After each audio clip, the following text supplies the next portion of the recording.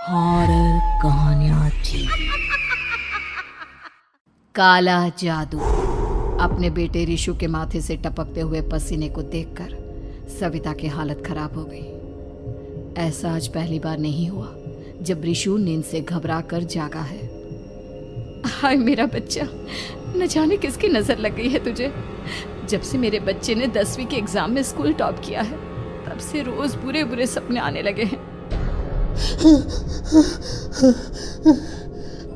हाँ माँ, मैंने आज फिर से एक काले साए को देखा। वो यहीं मेरी आंखों के सामने खड़ा था। माँ मुझे बचा लो माँ। वो मुझसे कह रहा था कि मुझसे बदला लेगा। माँ कहीं ये प्रशांत। चुप कर, कैसी बात कर रहा है? दोबारा उसका नाम मत लेना।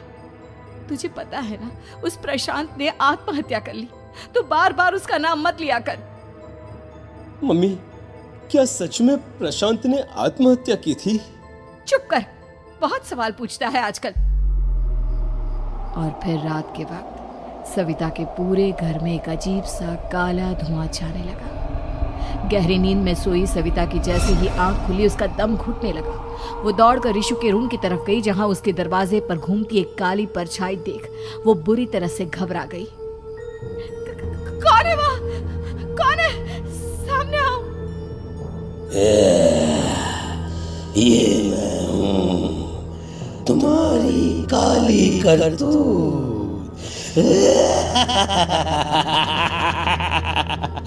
और अब मैं तुम्हारे बेटे को ले जाने आया हूँ। नहीं, मेरे बच्चे को छोड़ दो प्लीज। मेरे रिशु को कुछ मत करना। वो परछाई रिशु के कमरे में घुस जाती है। सविता भी उसके पीछे पीछे दौड़कर जाती है और देखती है कि अब वो साया साफ नजर आ रहा था।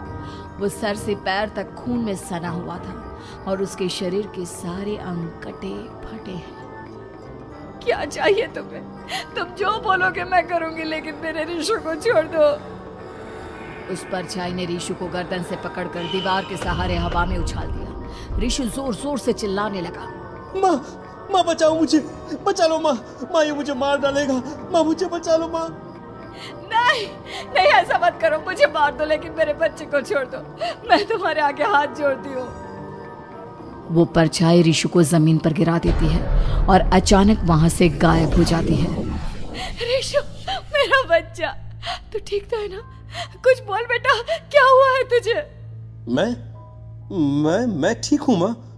क्या हुआ था यहाँ पर? कुछ नहीं बेटा, कुछ नहीं। तू परेशान मत हो। हम कल ही गांव के बाहर जो तांत्रिक महाराज रहते हैं उनके पास चलेंगे।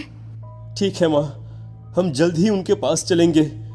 मुझे बहुत डर लग रहा है माँ। ये बार बार मुझे डरावने सपने आना, ये सब हमारे साथ क्यों हो रहा है माँ?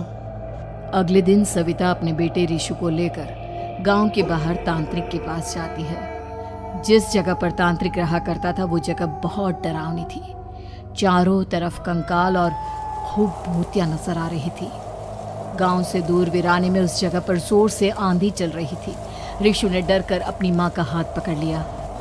माँ मुझे बहुत डर लग रहा है। ये कैसी जगह है? देख बेटा, हमारे साथ जो कुछ भी हो रहा है उसका इलाज सिर्फ और सिर्फ ये तांत्रिक महाराज ही बता सकते हैं। अब यही है जो हमें प्रॉब्लम से बाहर निकाल सकते हैं। जैसे ही सविता और रिशु तांत्रिक की झोपड़ी के अंदर पहुंचे, वहां का नजारा देखकर उनकी आंखें फटी की फटी रह गई। तांत्रिक की झोपड़ी के अंदर कई सारे लोग अपनी गर्दन घुमा घुमा कर जोर जोर से चीख रहे थे।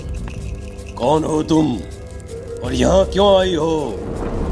महाराज, मेरे बेटे को कुछ दिनों से एक डरावनी काली परछाई नजर आती है और कल रात उसने मेरे बेटे पर हमला भी कर दिया।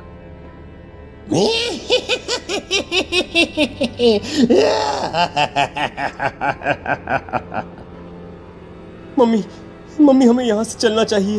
ये जगह मुझे ठीक नहीं लगती। नहीं बेटा, ऐसा नहीं कहते। रुक जाओ, 2 मिनट के लिए रुक जाओ। क्या कहा? काली परछाई? तुम्हारे बेटे पर किसी काली परछाई ने हमला किया? हाँ महाराज, वो कह रही थी कि वो मेरे बेटे को कुछ कर देगी। कोई उपाय बताइए महाराज, मेरे बेटे के साथ कुछ गलत नहीं होना चाहिए। तुमने किसी दूसरे के साथ गलत किया है तो तुम्हारे साथ भी गलत होकर ही रहेगा। तुमने किसी की जान ली है, किसी को मार डाला है तुमने। नहीं महाराज, मैंने ऐसा कुछ नहीं किया, मैंने किसी की जान नहीं ली। मुझे कोई उपाय बताइए। लगता है तुम इतनी आसानी से नहीं मानोगी।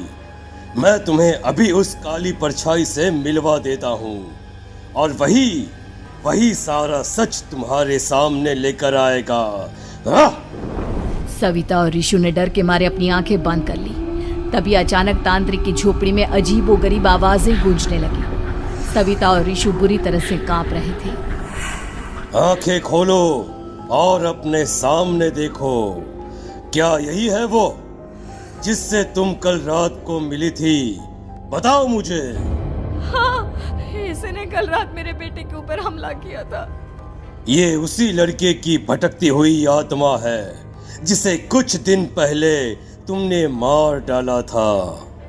मम्मी, ये महाराज क्या कह रहे हैं? क्या सच में आपने किसी की जान ली है, किसी को मार डाला है? अगर हाँ तो बताइए ना मम्मी, किसको मारा है आपने? किसको? तुम्हारी माँ इतनी आसानी से सच नहीं बताएगी बेटा।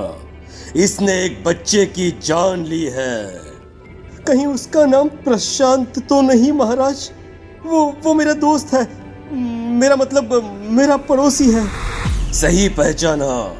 देखा सविता, तुम्हारा खुद का बेटा भी जानता है कि तुमने किसी के प्राणों की बलि चढ़ा दी और इसीलिए अब उसकी बुरी आत्मा तुम्हारे घर में भटकती है। मुझे माफ कर दीजिए महाराज, मुझसे बहुत बड़ी गलती हो गई। प्रशांत हमारे पड़ोसी का बेटा था। हर बार उसके नंबर मेरे बेटे से ज्यादा आते थे और इसलिए मैंने उसके कमरे के बाहर काला जादू किया था, पर मुझे नहीं पता था कि वो मर जाएगा। तुम्हारे उसी काले जादू वाली गुड़िया के अंदर एक बुरी आत्मा थी जिसने उस बच्चे के दिमाग पर बुरा असर कर दिया और उसी की वजह से उस लड़के ने अपनी बालकनी से कूदकर आत्महत्या कर ली। इसकी वजह सिर्फ और सिर्फ तुम हो, तुम। नहीं महाराज, जो कुछ भी हुआ मुझे नहीं पता था कि प्रशांत अपनी जान दे देगा। प्रशांत की आत्मा इस वक्त तुम्हारे सामने खड़ी है, हमसे बात करना चाहती है। बोलो क्या कहना चाहते हो? मैं जीना चाहता था, बड़ा होकर कुछ बनना चाहता था। आपके बेटे से मुझे कोई परेशानी नहीं थी। अरे वो तो मेरा अच्छा दोस्त था। मुझे माफ कर दो बेटा, मुझसे बहुत बड़ी गलती हो गई, मुझे माफ कर दो। माफ करने से मुझे वापस जिंदगी नहीं मिल जाएगी। मेरे माँ बाप आज भी मेरे लिए रोते हैं। आपने मेरे साथ बहुत गलत किया है, बहुत गलत।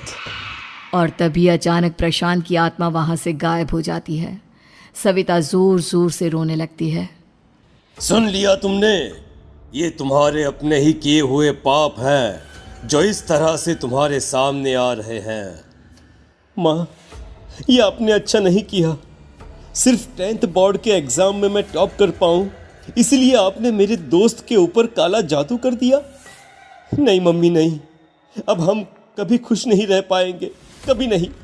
मेरे दोस्त की आत्मा को कभी शांति नहीं मिलेगी मम्मी, कभी नहीं। लेकिन मैंने जो कुछ भी किया सिर्फ तुम्हारे लिए किया। वो लड़का हमेशा फर्स्ट पोजीशन पर आ जाता था और इस वजह से हमेशा तुम्हारे मार्क्स कम पड़ते थे। मैंने तो सिर्फ उस पर एक छोटा सा काला जादू किया था बेटा। मुझे क्या पता था कि उसका ये नतीजा निकलेगा। जिस गुड़िया को तुमने उस लड़के के कमरे के दरवाजे पर लगाया था, दरअसल उसके अंदर एक बुरी आत्मा का प्रवेश हो गया था, जैसा कि अक्सर काला जादू करते समय हो जाता है।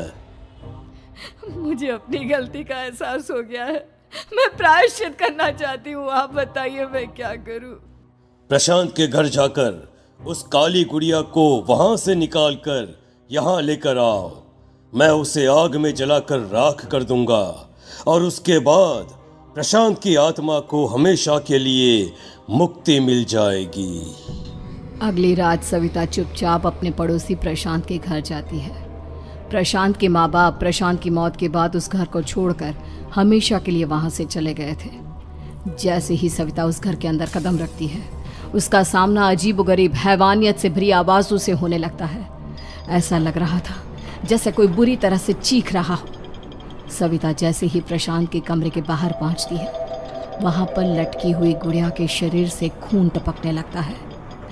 ये क्या हो रहा है? इस गुड़िया के शरीर से खून क्यों टपक रहा है? सविता हिम्मत करते हुए उस गुड़िया को वहां से उतारने की कोशिश करती है, लेकिन तभी अचानक से बहुत भयानक दिखने वाली औरत उसकी आंखों के सामने आकर खड़ी हो जाती है। मैं यहाँ से कहीं नहीं जाऊंगी, और अगर तूने मुझे यहाँ से हटाने की कोशिश की तो मार डालूंगी मैं तुझे। नहीं नहीं, मुझे तुम्हें यहाँ से ले जाना ही होगा, नहीं तो मेरा बेटा, उसकी जान को खतरा है। मैं तुम्हें नहीं छोड़ सकती। अगर तुम्हारे अंदर हिम्मत है तो मुझे इस घर से बाहर ले जाकर दिखाओ। और ऐसा कहकर वो औरत सविता के ऊपर हमला कर देती है और उसे हवा में उछाल उछाल कर जमीन पर पटकती है। लेकिन तभी अचानक मौका देखकर सविता अपने हाथ में ली हुई सुई उसके हाथ में चुभो देती है। हाथ में सुई लगते ही वो औरत जमीन पर तड़पने लगती है। ये क्या किया तूने? ये क्या कर दिया? तुझे ऐसा नहीं करना चाहिए था। तांत्रिक ने मुझे कहा था कि तुझसे जीतने का सिर्फ यही एक तरीका है जिससे मैं अपने पापों का प्रायश्चित कर सकती हूँ और अपने बेटे की जान बचा सकती हूँ। और उसके बाद वो डरावनी दिखने वाली औरत एक छोटी सी जादुई गुड़िया में तब्दील हो गई और सविता ने उसे ले जाकर तांत्रिक को दे दिया। तांत्रिक ने जादुई गुड़िया को आग के हवाले कर दिया।